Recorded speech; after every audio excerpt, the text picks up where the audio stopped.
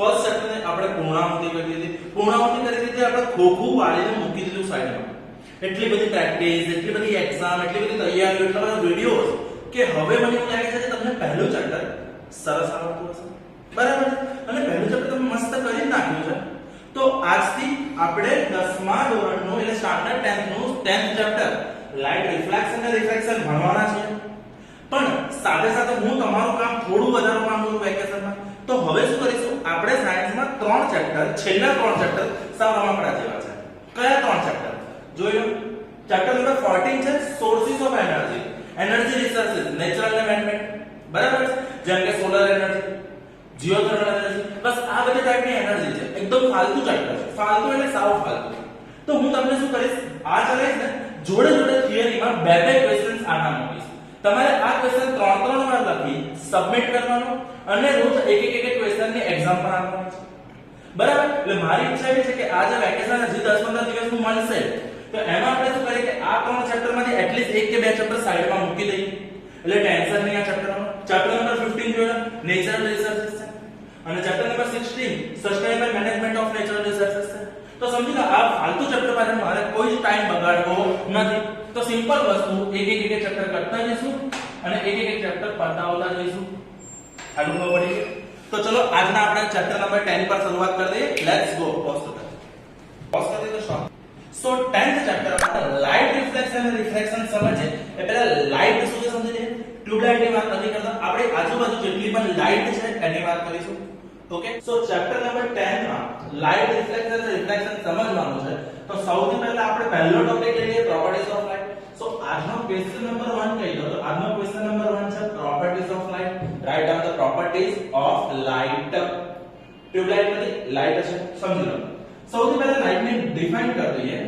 તો light is an electromagnetic radiation. Electromagnetic radiation. Light A radiation છે તો ખબર છે. હા, ઇલેક્ટ્રોમેગ્નેટિક એટલે એમાં ઇલેક્ટ્રિક ફીલ્ડ પણ આવે છે અને મેગ્નેટિક ફીલ્ડ પણ આવે છે.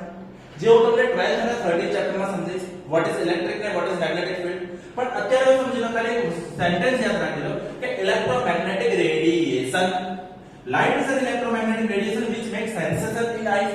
જેમ કે સિમ્પલ વસ્તુ, તમે બહાર તડકામાં ગયા અને તમે આ સૂરજની સામે જોયું તો તમારી આંખમાં એક સેન્સેશન ફીલ થાય છે. તમારી આંખમાં લાઇટ આવે છે ત્યારે તમને ખબર પડે છે કે light I that is the sensation. Whatever the feeling it is the sensation. So light શું છે? એક પ્રકારનું સેન્સેશન પ્રોડ્યુસ કરે છે. લાઇટ શું કરે છે? એક પ્રકારનું સેન્સેશન પ્રોડ્યુસ કરે છે. બીજી વસ્તુ, light propagated by two medium, wave અને પાર્ટિકલ. એક્ચ્યુઅલી આ જે વસ્તુ છે ને આને ફિઝિક્સમાં ડ્યુઅલ નેચર ઓફ લાઇટ કહેવાય છે. એટલે લાઇટ શું થાય છે? લાઇટ એક વેવની જેમ પણ પ્રોપાગેટ થાય છે અને પાર્ટિકલ જેમ પણ પ્રોપાગેટ થતું હોય છે. So light can be propagated by wave or particle, both phenomena. It is the dual nature of light. It is the dual nature. Okay.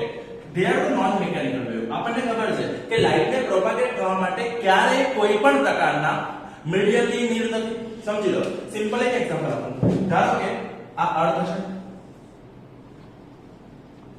બરાબર? અને આ આપણા દાદા છે સુરત દાદા. હવે આપણને ખબર છે સુરત દાદામાંથી જે પણ લાઇટ આવે છે એ મને એક વસ્તુ સમજી લો કે આટલો ભાગ જે છે એ આપણો એટમોસ્ફિયર છે. એટમોસ્ફિયર છે એટલે બેઝિકલી એર નું મીડિયમ છે. એટમોસ્ફિયર છે એટલે એર મીડિયમ છે. બરાબર છે? હવે એર મીડિયમ છે તો થશે કેવું કે જે સનમાંથી લાઇટ આવશે ને એ સ્પેસમાંથી, સ્પેસ એટલે વેક્યુમ, વેક્યુમ જે છે એટલે કે અહીંયા કોઈ મીડિયમ છે નહીં.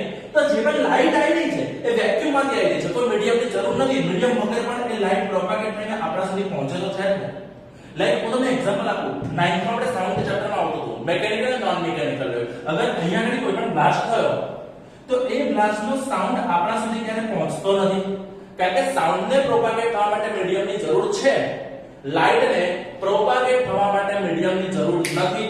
તો જેને મીડિયમની જરૂર નથી એવી વેવ્સ કયા છે? Non mechanical waves. Light zero vacuum હોય, વેક્યુમ હોય, મીડિયમ હોય, ઓઇલ હોય, ગ્લાસ હોય, એર હોય, કોઈ પણ મીડિયમમાં લાઇટ તો પ્રોપાગેટ થવાની જ છે. અને લાઇટ પ્રોપાગેટ થઈને આપણા સુધી પહોંચવાની છે. હા, દરેકની સ્પીડ અલગ અલગ હશે. વેક્યુમની સ્પીડ હાઈ હશે પણ એ જ વસ્તુ ધારો કે એરમાં આવે તો સ્પીડ થોડી ઘટી જાય, ગ્લાસમાં આવે થોડી ઘટી જાય, હજી ઓઇલમાં આવે એનાથી થોડી ઘટી જાય. તો દરેકની સ્પીડ ઘટે છે. કેમ? કારણ કે દરેક મીડિયમની કઈ ડેન્સિટી છે. હા કે ના? વસ્તુ સમજો. હું તમને એવું કહું કે તમે હાઈવે પર સાયકલ ચલાવો, કાદવમાં સાયકલ ચલાવો, તો કોઈ બીજી જગ્યાએ સાયકલ ચલાવો, તો તમારે શું થાય છે કે હાઈવે પર વિધાઉટ એર એટલે કોઈ પણ હવા નથી, તો તમે હાઈવે પર સરાસર સાયકલ ચલાવી શકો છો. પણ એમ જગ્યાએ તમને કાદવમાં ચલાવવાનું કહો કે પાણીમાં ચલાવવાનું કહો તો થોડું અઘરું પડે છે. કેમ? હાઈવે એટલે ઓટોમેટિક ઝીરો સ્પેસ થઈ ગયું 1 મીટર. જ્યારે પેલામાં પાણીમાં થોડી ડેન્સિટી વધી ગઈ તો આપણને થોડું અઘરું પડે છે. એવી રીતે તો લાઇટની સ્પીડ વેક્યુમમાં કેટલી છે?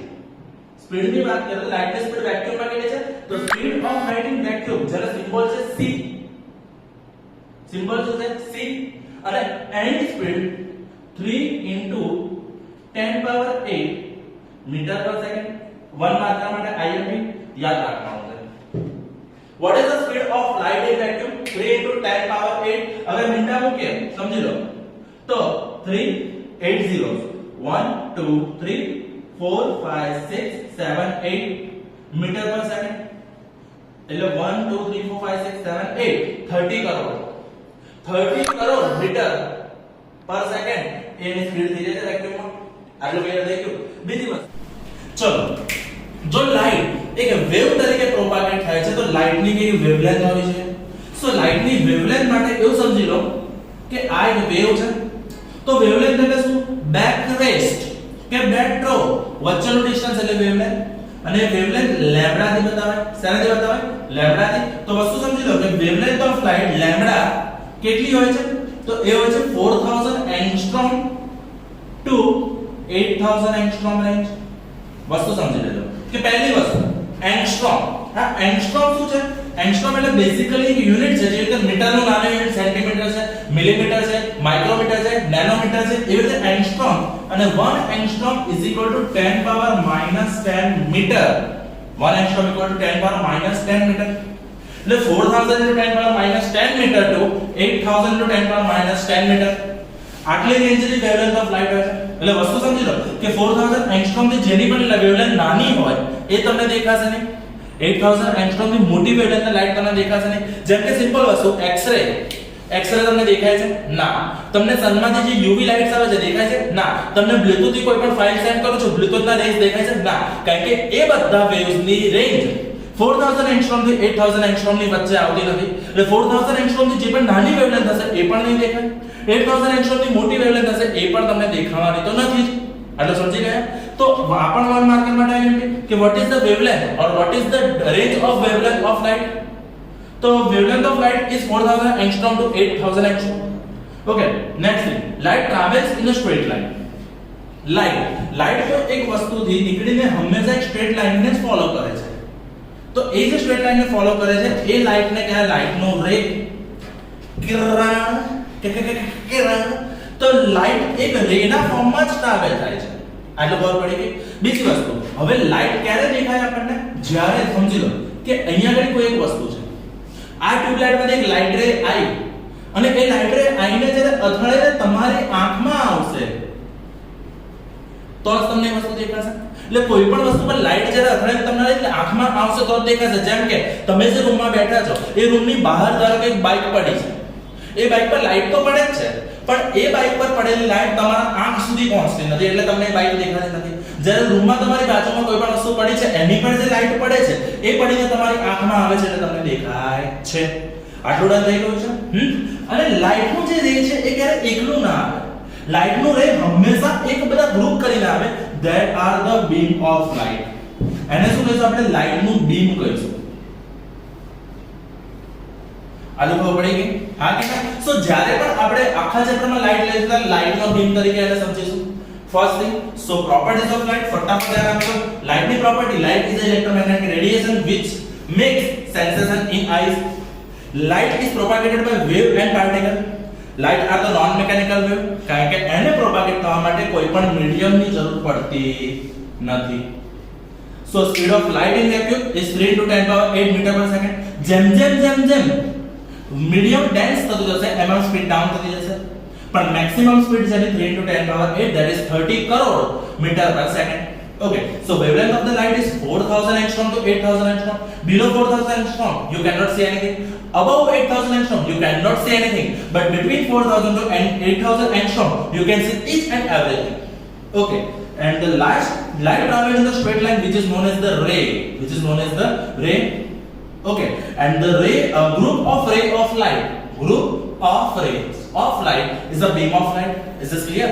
So let's move to the next topic.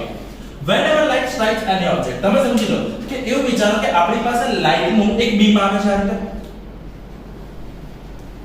તો લાઈટ નું જે બીમ આવ્યો એ લાઈટ નું બીમ જે આઈને અથડાશે તો પહેલી વસ્તુ જે આવે છે એને કહીશું આપણે ઇન્સિડન્ટ. આપણા ચેપ્ટરમાં through the chapter whenever light comes it is incident. તો એની ત્રણ પોસિબિલિટી થઈ જાય છે. પહેલી થઈ જાય છે રિફ્લેક્શન, બીજી થઈ જાય છે રિફ્રેક્શન, ત્રીજી થઈ જાય છે એબ્સોર્પ્શન. સમજી લો લાઈક મેં અહીંયા 100% લાઈટ ઇન્સિડન્ટ કરી તો એવું સમજો 75% રિફ્લેક્ટ થઈ, 20% જેટલી રિફ્રેક્ટ થઈ અને 5% જેટલી એબ્સોર્બ થઈ.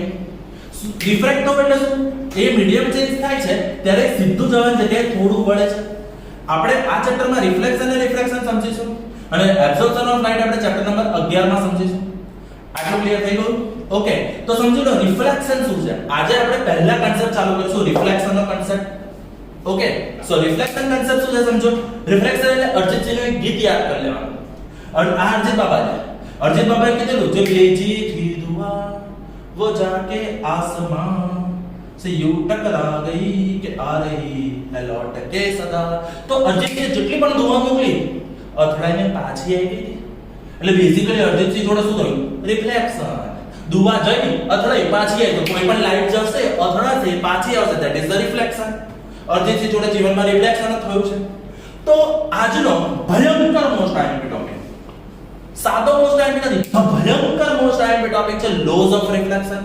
7મા માં સમજેલા છો, 8મા માં સમજેલા છો. આજે થોડું ધ્યાનથી સમજી લઈએ તો સમજી લો.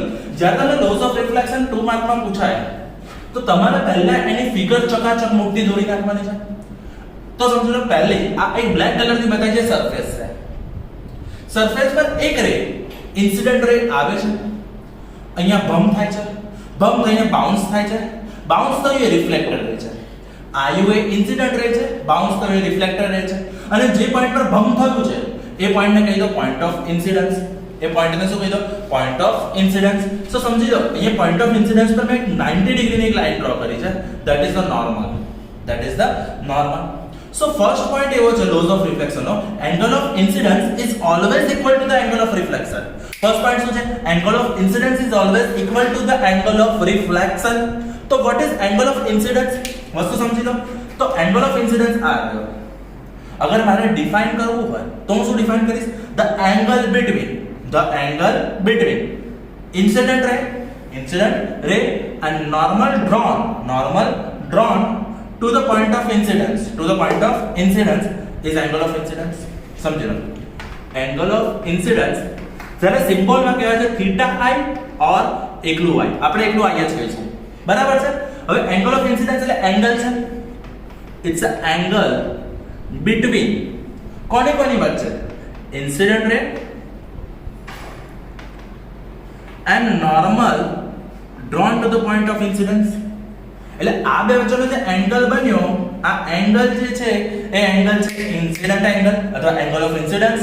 તો મારે અગર એંગલ ઓફ રિફ્લેક્શન લખવું હોય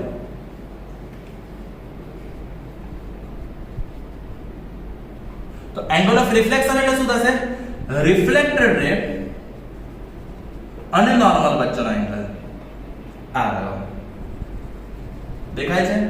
હા કે ના? તો સમજી લો ઇન્સિડન્ટ એંગલ નોર્મલ વચ્ચેનો જે પણ એંગલ બનશે એ બનશે આપણો ઇન્સિડન્ટ એંગલ અને રિફ્લેક્ટેડ રે અને નોર્મલ વચ્ચેનો જે પણ એંગલ બનશે રિફ્લેક્ટેડ એંગલ અથવા angle of reflection. define angle of incidence. Angle between the incident ray and the normal drawn to the point of incidence is the angle of incidence. And define the angle of reflection. So angle between the reflected ray and the normal drawn to the point of incidence is the angle of reflection. And law number 1, angle of incidence is always equal to angle of reflection. યાદ રાખજો પહેલો angle કે હંમેશા angle of incidence અને angle of reflection same જ રહેશે. અને second point છે incident ray, reflected ray and normal drawn to the point of incident ray, reflected ray and the normal drawn to the point of incidence light will remain in same plane. Means સમજી લો કે એવું વિચાર લો કે આ surface એક કાચની surface છે અને અહીંથી મારે એક લેઝર લાઇટની રે આવી અથડાઈ અને પાછી ગઈ તો એ લાઇટ ક્યારે બાઉન્સ થશે પણ સ્પિન નહીં થાય, એ ક્યારે પ્લેન ચેન્જ નહીં કરે. મીન્સ સમજી લો આ પ્લેનમાં રહી, એ બોર્ડ પર રહી તો એ બોર્ડ પર જ રિફ્લેક્ટ થશે, લાઇટ ક્યારે સ્પિન થતી નથી. સો angle of incidence is always equal to angle of reflection. મસ્ત એક એક્ઝામ્પલ આપું. સમજી લો અહીંયા બે બાબાઓ મસ્ત ક્રિકેટ રમી રહ્યા છે અને બે બાબાઓ ક્રિકેટ રમી રહ્યા છે, બંને માસ્ક પહેરી તો કોરોનાથી પોલીસ પકડી જાય. તો સમજી લો પહેલો બોલ ધારો કે મિડલ પીચ નાખ્યો તો જેટલો એંગલ ઓફ ઇન્સિડન્સ હશે એટલો એંગલ ઓફ રિફ્લેક્શન હશે, તો બોલ આ રીતે જશે. ઇન કેસમાં એને ધારો કે નાખ્યું યોર્કર તો એંગલ ઓફ ઇન્સિડન્સ ઓટોમેટિક થોડો ઘટી ગયો તો રિફ્લેક્શન થોડો ઘટી એ રીતે આવશે. ધારો કે બાઉન્સર નાખે છે તો જેટલો એંગલ ઓફ ઇન્સિડન્સ એટલો એંગલ ઓફ રિફ્લેક્શન થશે, બરાબર. તો આ બધા જ કેસમાં તમને ઓટોમેટિકલી ખબર પડી જાય જેટલો એંગલ ઓફ ઇન્સિડન્સ એટલો એંગલ ઓફ રિફ્લેક્શન. ધારો કે તમારી જોડે ક્રિકેટ રમવા માટે કોઈ નથી, કોરોનામાં તમે ઘરે એકલા છો, બોલને દિવાલ પર મારો, દિવાલને તમે રમશો, હા કે ના? તો તમે ને દિવાલ રમો છો એટલે સમજી લો કે ધારો કે આ દિવાલ છે, આ તમે છો, હસતા રહેજો. અહીં તમે બોલ નાખ્યો એ બોલ જશે, અથડાશે, પાછો આવશે. જેટલો એંગલ ઓફ ઇન્સિડન્સ હશે એટલો એંગલ ઓફ રિફ્લેક્શન તમને મળવાનું છે. સો બેઝિકલી યાદ રાખો લોસ ઓફ રિફ્લેક્શન ના બે rules. Angle of incidence is always equal to angle of reflection, and incident ray, reflected ray and normal drawn to the point of incidence will lie in same line. Simple. Okay, so તમને જ્યારે પૂછે loss of reflection તમે શું કરશો? પહેલા angle of incidence, angle of reflection ની વ્યાખ્યા લખશો અને પછી મસ્ત મજાની આકૃતિ દોરશો, મસ્ત મજાની ફિગર દોરશો. ફિગર થોડી મોટી, વ્યવસ્થિત, ચકાચક, એકદમ ટકાટક દોરવાનું અને ધેન બંને લો લખવાના છે. ઓકે, સો હવે સમજી લો કે રિફ્લેક્શન ના બે ટાઈપ છે. એક છે રેગ્યુલર રિફ્લેક્શન, એક છે ઇરેગ્યુલર રિફ્લેક્શન, જેને આપણે કહીશું ડિફ્યુઝ રિફ્લેક્શન. સમજી લેજો types of reflection. Regular reflection માં કેવું થશે કે લાઇટ રે જે પેરેલલ આવે છે એ લાઇટ રે પેરેલલ જ જવાની છે. વસ્તુ સમજી લો. ધારો કે આ લાઇટ નંબર 1 2 3 4 ચાર લાઇટ ની રે. ચલો 1 નંબરનો પોઈન્ટ ઓફ ઇન્સિડન્સ અહીંયા છે, 2 નંબરનો પોઈન્ટ ઓફ ઇન્સિડન્સ અહીંયા છે, 3 નંબરનો પોઈન્ટ ઓફ ઇન્સિડન્સ ઇધર છે, 4 નંબરનો પોઈન્ટ ઓફ ઇન્સિડન્સ ઇધર છે. વસ્તુ સમજી લો જેટલો એંગલ ઓફ ઇન્સિડન્સ એટલો એંગલ ઓફ રિફ્લેક્શન. હવે સમજી લો ચારે ચાર નોર્મલ એકબીજાને પેરેલલ છે. જો ચારે ચાર નોર્મલ પેરેલલ છે તો બધાના એંગલ ઓફ ઇન્સિડન્સ અને એંગલ ઓફ રિફ્લેક્શન કેવા થશે? સેમ. એટલે જે પેરેલલ લાઇટ ની આવે છે એ પેરેલલ જ રિફ્લેક્ટ થવાનો છે. જેમ કે સમજી લો આપણે ઘણી બધી વાર કર્યું છે ક્લાસમાં, ઘડિયાળ પર ટકો કરીને આપણે આમાં સાહેબ તરફને બધા તરફ આમ છાયડા પાડતા હોઈએ તો એમાં શું થાય છે? બેઝિકલી આવે છે લાઇટ અને રેગ્યુલર રિફ્લેક્શન પડતું હોય છે. તો ડિફ્યુઝ રિફ્લેક્શન કોને કહીશું? ડિફ્યુઝ માં બેઝિકલી થાય છે શું ખબર છે? કાચ લો, કાચ એને જોરથી પછાડો, બધી બાજુ ઉડશે, બરાબર. મમ્મી હોય ત્યારે નહીં કરવાનું, બહુ મારશે. પણ બેઝિકલી થાય છે કે લાઇટ રે એ જ્યારે ઇરેગ્યુલર સરફેસ છે, સમજો આ તો સમજી લો કે એક રેગ્યુલર સરફેસ છે. જેમ કે રેગ્યુલર રિફ્લેક્શન કે તો પ્લેન મિરર થી મળતું રિફ્લેક્શન, પ્લેન મિરર થી મળતું રિફ્લેક્શન રેગ્યુલર છે. તો ઇરેગ્યુલર જેટલી પણ ઇરેગ્યુલર બોડીઝ છે બધી ઇરેગ્યુલર રિફ્લેક્શન કરે છે. રેગ્યુલર રિફ્લેક્શન થી આટલો બીમ મળતો, ઇરેગ્યુલર કે ડિફ્યુઝ રિફ્લેક્શન થી શું થાય છે? બધી દિશામાં વહેંચાઈ જાય છે. તો એનાથી ફાયદો શું થાય ખબર છે? કે જેમ કે અહીં એક લાઇટ આવી રહી છે એ આપણી બોડી પર, બોર્ડ પર, બધા પર પડી, બધે વહેંચાય છે એટલે આખા રૂમમાં અજવાળું છે. જો આ બધા રેગ્યુલર રિફ્લેક્શન થતું હોત ને તો બહુ જ બધી લાઇટ સોર્સ હોય. પણ સમજો આ લોસ ઓફ રિફ્લેક્શન નું બંનેનું ફોલો કરશે. પહેલું angle of incidence is always angle of reflection અને બધા એક જ ટાઈમમાં છે. આમાં પણ બંને લોનું પાલન થશે. પણ અહીંયા જુઓ પાંચે પાંચ લાઇટ રે આવી રહી છે, એ પાંચે પાંચ લાઇટ રે પેરેલલ આવે છે. આઈ કેવી રીતે બેટા? પેરેલલ. પહેલો નોર્મલ, બીજો નોર્મલ, ત્રીજો નોર્મલ, ચોથો નોર્મલ, પાંચમો નોર્મલ. એટલે પાંચે પાંચ રેની પોઈન્ટ ઓફ ઇન્સિડન્સ પર મેં નોર્મલ ડ્રો કરે છે બ્લેક ડોટ્સ થી, બરાબર છે. તો પહેલાનો નોર્મલ ને બીજાનો નોર્મલ પેરેલલ નથી, બીજો ને ત્રીજાનો નોર્મલ પેરેલલ નથી. તો આ જે પણ નોર્મલ છે પેરેલલ અગર નથી તો એના એંગલ ઓફ ઇન્સિડન્સ ધારો કે આનો 10 ડિગ્રી છે તો આનો 5 ડિગ્રી છે, આનો 40 ડિગ્રી છે. તો વસ્તુ કે છે બધાના એંગલ ઓફ ઇન્સિડન્સ ચેન્જ થઈ ગયા. તો એંગલ ઓફ રિફ્લેક્શન પણ સેમ થશે. એટલે અહીંયા આનો 10 તો 10 પણ આનો 5. એના કારણે શું થશે? લાઇટ ને પહેલી, બીજી, ત્રીજી, ચોથી, પાંચમી એ ઇક્વલ પ્રોપોર્શનમાં પ્લેન મિરરની જેમ પેરેલલ રિફ્લેક્ટ થશે નહીં. બંને કેસમાં જુઓ આવે છે લાઇટ રે પેરેલલ જ, પણ રિફ્લેક્ટ થઈને આમાં પેરેલલ જાય છે, આમાં શું થાય છે, બધે વહેંચાઈ જાય છે. That is the diffuse reflection. So main વસ્તુ આજે ત્રણ સવાલ કરવાના. પહેલું શું કરવાનું છે, properties of light, બીજું laws of reflection, અને ત્રીજું types of reflection. આ ત્રણ ક્વેશ્ચન આજે કરીને મોકલવાના છે. આવડશે? સિમ્પલ વસ્તુ છે, પ્રોપર્ટી, લોઝ અને ટાઇપ્સ ઓફ રિફ્લેક્શન. કશું નથી કરવાનું, ફિગર ડ્રો કરવાની છે, એક્ઝામ્પલ લખવાનું.